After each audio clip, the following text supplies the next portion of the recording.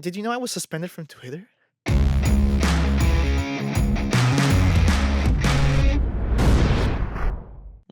You Because I were? I was suspended from Twitter because I created an account and then I think my account got hacked.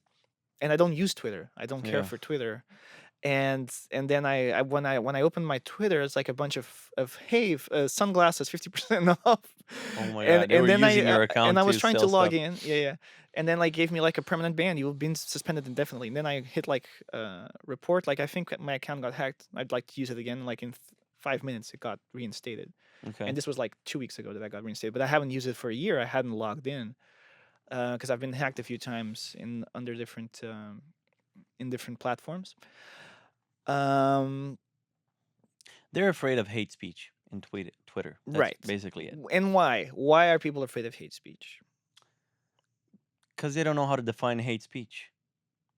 But also, hate And speech, is hate also speech a good and thing? also people, they are really, really in touch with their emotions nowadays. Right. But I don't think that people are in touch with their emotions. I think more than they were in other times. I feel like people are more concerned because if your understanding of mental health develops and you start understanding where stuff gets built up, where stress is coming from, all these aspects of society that are very abrasive Mm. to you as a person, you might start feeling okay. Let's try to mitigate these things, or you can take the opposite approach.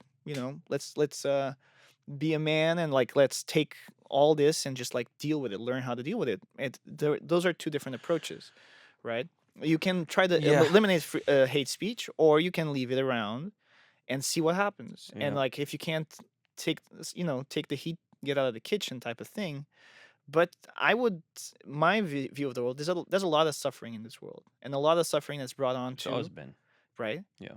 uh, a lot of suffering is brought on to other people by way of bullying, for example, by the Yeah. way of discrimination, by the way of racism, by the way of this and that and the other. Yeah. So what should you do with that? Those aggressions that are verbal, they're non-physical. You should say like words can hurt you, because words can Racism is it's crime. good. Yeah. It's already in there. It's already in the legislation, You can Right. be racist towards someone. The problem is that the banalization of I don't think that's the word, but you mean like the the mainstream. Let's call it mainstreamification. banalização. Yeah, yeah, I know what you It's like meant. you diminish the meaning of the word. Oh, It's like the watering down.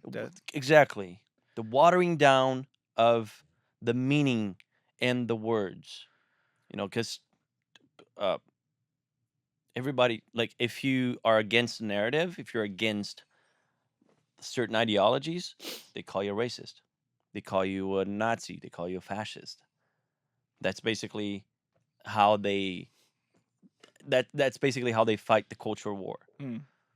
So by demonizing the other side and saying, "Oh, so you didn't even say anything racist, but if you're saying something goes against their narrative, you're racist." right. And to me, it's a watering down of the meaning of the word. You Well, know, that can be used as a weapon, but it can also be used from ignorance. Like people don't really understand what they're saying, and people just use these words because they sound important, and that happens a lot. yeah, yeah, it could be, but that that's why I just don't understand uh the hype. Like why are people worried about Elon Musk taking over Twitter?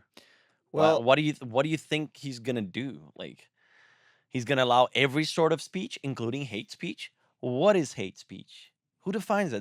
That's my question. but that's a question outside of Twitter, because one of the That's what things I'm that saying. Now they're gonna try to legislate the internet and social media, because before they were doing that internally, mhm. right? Because the companies were aligned with the let's say the narrative. They were aligned with the government, per se. Let's say, Which like, government? They were anti-government like one administration ago, and now they're aligned with the government. Well, we had a change of So exactly. So administration. they weren't necessarily aligned They forever. were against, yeah. They banned Trump from Twitter. Exactly. So So how can that's not being aligned with the government? I think with the government right now, with the current government. the current government, It's that's what I'm saying. right.